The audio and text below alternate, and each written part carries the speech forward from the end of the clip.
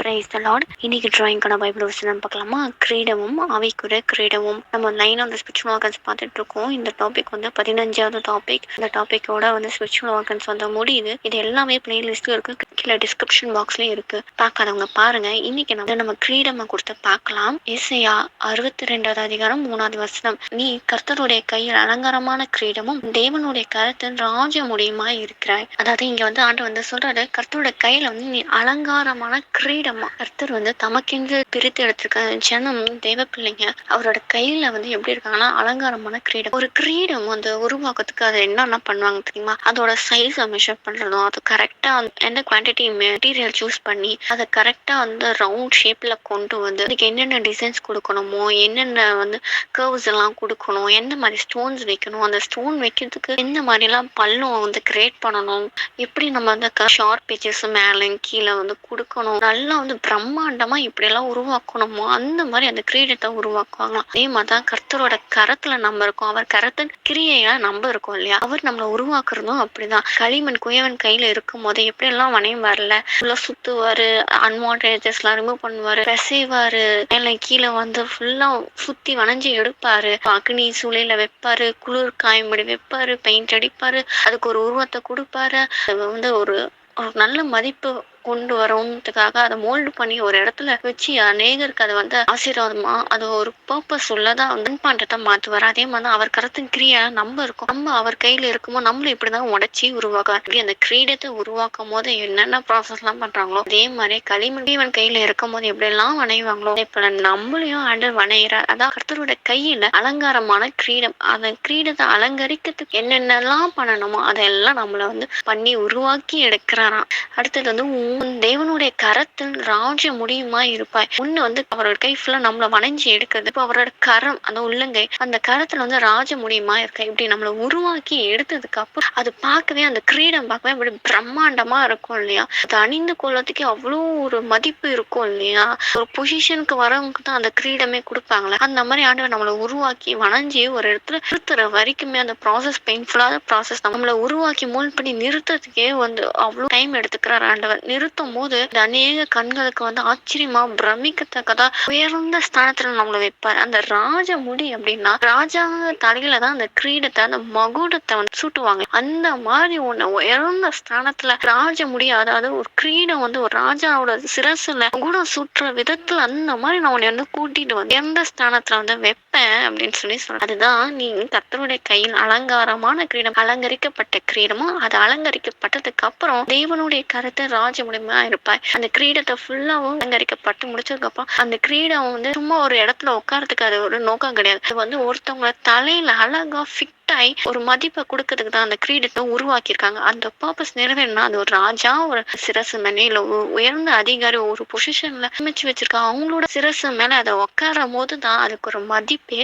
தனியா இருக்கும். இந்த மாதிரி நம்மளை உருவாக்கி ஒரு இடத்துல வந்து உட்கார வச்சு அழகு பார்க்கும்போது அது அப்படியே ராஜ முடியுமா இருக்குமா. அதான் கர்த்தரோட கருத்து ராஜ முடியா இருக்கிறார் அப்படின்னு சொல்லி ஆண்டர் நமக்கு சொல்றார். ஆண்டவரை கேட்போம், ஏசப்பா உங்க கருத்து கிரியையா இருக்கு, என்னை வந்து வளைஞ்சு எடுங்கப்பா. எப்படி இந்த வந்து கிரீடத்தை வந்து அலங்கரிக்கிறீங்களோ அதே போல என்னையும் அலங்கரிச்சு ஆண்டவர் ஏசப்பா உயர்ந்த ஸ்தானத்துல கொண்டு வந்து ராஜ முடியா, அதாவது ஒரு ராஜாக்கு முகுடம் சுற்றுற விதத்துல நீங்க மாற்றி அந்த உயர்ந்த ஸ்தானத்துல வந்து கிரீடமா மாற்றி வைங்க.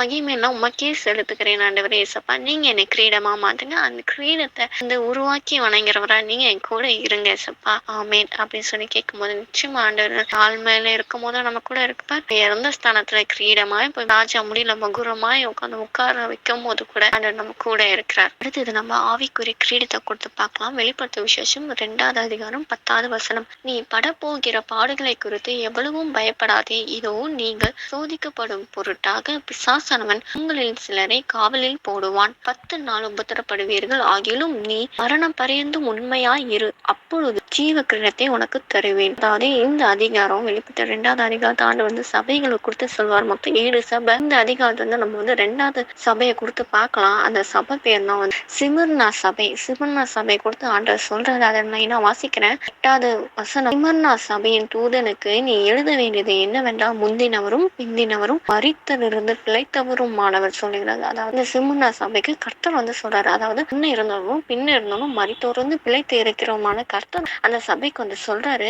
9வது வசனம், கிரியைகளையும் உன் உபத்திரவத்தையும் நீ ஐஸ்வர்யம் உள்ளவனாய் இருந்தும் உனக்கு இருக்கிற தரித்திரத்தையும் தங்களை யூதர் என்று சொல்லியும் யூதராயிராமல் சாத்தானுடைய கூட்டமாய் இருக்கிறவர்கள் செய்யும் தூஷணத்தையும் அறிந்திருக்கிறேன். அதாவது அந்த சபையில செய்யறவங்களோட கிரியை வந்து வெளிப்படுத்துறாரு. அதாவது உன்னோட கிரியையும் உன்னோட உபத்திரவத்தையும் நீ ஐஸ்வர்யமானா இருக்கிறதும் இருக்கிற அந்த தரித்திரத்தையும் வந்து இதெல்லாம் நான் வந்து அறிஞ்சிருக்கேன்.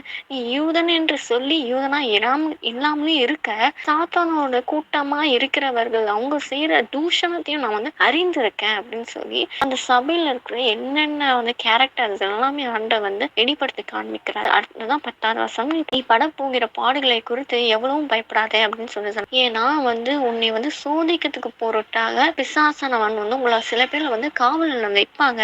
அது 10 நாள் உபத்திரப்படுவீங்க.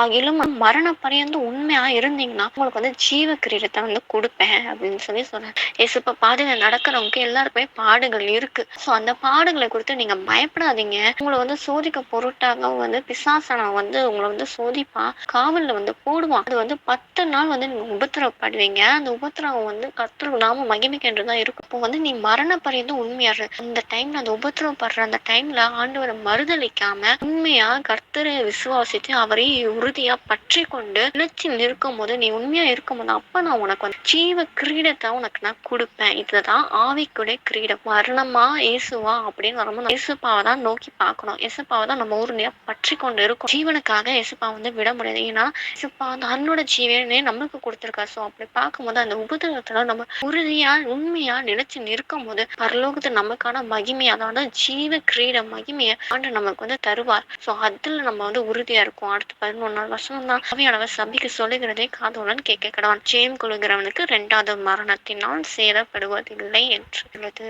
இதுல ஜெயம் கொள்ளுகிறவனுக்கு 2வது மரணம், அதாவது நரகம் கிடையாது. ஆண்டவர் நம்மளை உருவாக்கி தூள் பண்ணி ஒரு சோதனையில கொண்டு வந்து நிறுத்தும் போது அதுல நிலைச்சு நிற்கணும். இப்ப சொல்றாருல, நான் உபத்திரவப்பட்டது நல்லது, இப்போது நம்மோட பிரமாணத்தை நான் கற்றுக்கொண்டேன். அந்த சோதனையில தான் நம்ம சுத்த பொண்ணாக விளங்குவோம். தாவீதும் சொல்றாரு, யோகம் சொல்றாரு. நம்ம அந்த உபத்திரவத்தை நம்மளோட உண்மைத்தன்மை என்னன்னு தெரியும். அப்பதான் நம்ம வந்து நிலைச்சு நிக்கிறோமா மாட்டோமா அப்படின்றது நம்மள வந்து அறிஞ்சிக்க முடியும். அந்த உபத்திரவத்துல நம்ம உண்மையா இருக்கும் போது மரண பரியந்தம் கிறிஸ்துவ உண்மையா நிற்கும் போது பரலோகத்துல நம்ம போகும்போது எசுப்பா நமக்கு ஜீவ கிரீடத்தை முடிசூட்டுவோம். அதுதான் மகிமையா இருக்கும். அதுதான் ஆவிக்குரிய கிரீடம், ஜீவ கிரீடம். அந்த ஜீவ கிரீடத்தை பெற்றுக்கொள்ள நம்ம உண்மையா இருப்போம். ஆண்டவர்கிட்ட இப்ப கேட்போம், எசுப்பா நீங்க என்னை உருவாக்கி வணைஞ்சி நிற்க வைக்க போறீங்க, அதுக்கு அவனுக்கு ஸ்தோத்திரம்ப்பா. அதை நிக்க வைக்கும் போது நான் கீழே விழுந்துடக்கூடாதுப்பா. அந்த சோதனையில நான் வந்து ஜெயிக்கணும், மேற்கொள்ளணும். எசுப்பா கீழே விழுந்துடக்கூடாது, நிக்கிறவன் விழாந்து இருக்கா கடவான்னு சொல்லியிருக்கீங்க. நான் நிற்கும் போது ஆண்டவரே உங்க கிருபையாலதான் நிக்கிறேன் அந்த உணர்வு எப்போதுமே எனக்குள்ள இருக்கட்டும். ஏசப்பா கீழே விழாதபடி காத்தனுப்பா. மரணம் பரியந்து உண்மையா இருக்கு, எனக்கு உதவி செய்யுங்க ஏசப்பா. உண்மையா இருந்து உங்களுக்காக ஊழியம் செய்து உண்மையா இருந்து பாடுகளை சகித்து கொண்டு பரலோக ராஜ்யத்துல நித்தியமா உங்களோட வாழ்றதுக்கு நித்திய ஜீவ கிரீடத்தை கொடுப்பீங்க. உண்மையும் உத்தமும் உள்ள ஊழியக்காரனை எஜமானோட சந்தோஷத்தை பிரவேசிங்கன்னு சொல்லுவீங்க. அந்த பாக்கியத்தை நான் வந்து பெற்றுக்கொள்ளணும் ஏசப்பா. ஜீவ கிரீடத்தை நான் பெற்றுக்கொள்ள எனக்கு உதவி செய்யுங்க ஏசப்பா. கிருபை தந்து நடத்துங்க ஏசப்பா. ஆமென் அப்படின்னு சொல்லி இயேசுப்பா கிட்ட கேட்போம். நிச்சயமா ஆண்டவர் நித்திய ஜீவனே தந்த அவர் ஜீவ கிரீடத்தை தராம இருப்பாரா? நிச்சயம் தருவார். விசுவாசத்தோட அவரை பற்றி கொண்டு பாடுகளை சகித்து கொண்டு முன்னேறி செல்வோம், ஜீவ கிரீடத்தை பெற்றுக்கொள்வோம். பாடுகளை சந்திச்சிட்டு இருக்கவங்களுக்கு இயேசுவையும் இந்த வீடியோவும் பகிருங்க. ஆமென்.